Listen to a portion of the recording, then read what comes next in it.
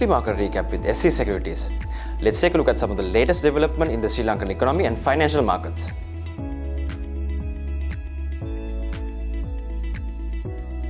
The Central Bank of Sri Lanka lowered interest rates by 250 basis points to stimulate the economy, responding to easing inflation and aiming to stabilize market expectation. Accordingly, the standing deposit facility rate and the standing lending facility rate reduced to 13% and 14% respectively.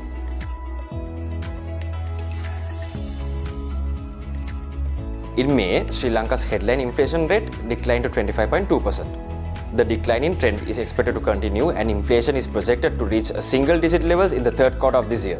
This is due to various reasons such as tight monetary policies, currency strength, and lowering of fuel and food prices.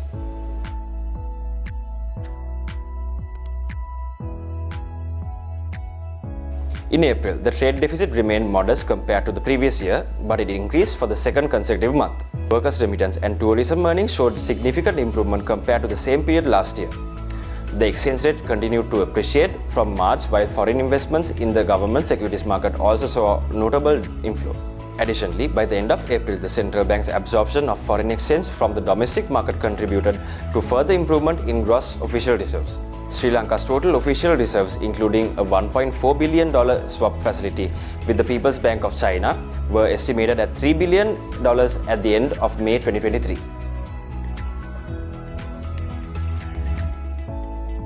The Asian Development Bank had approved a $350 million budget support loan for Sri Lanka, aimed at stabilizing the economy and promoting growth.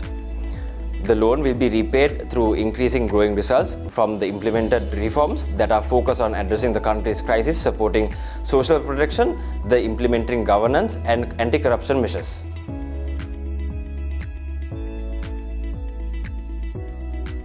Sri Lanka has secured $53 million from the Asian Development Bank to resume critical road projects that were put on hold due to the economic crisis. However, the funds will only be disbursed after obtaining the approval of Sri Lanka's debt restructuring framework in September.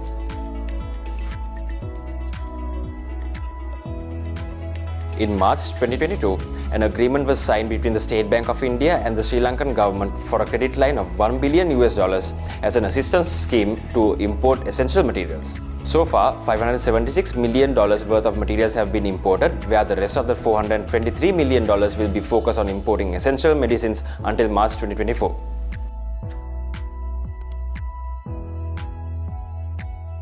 Sri Lanka's treasury bill yields fell across maturities at Wednesday's auction, while all offered 160 billion bills were sold. The 91-day and the 182-day T-bill rates decreased by 1 basis points to 25.65% and 25.29%. The 1-year T-bill rate decreased by 6 basis points to 22.91%. Let's take a look at this week's Colombo Stock Exchange market status.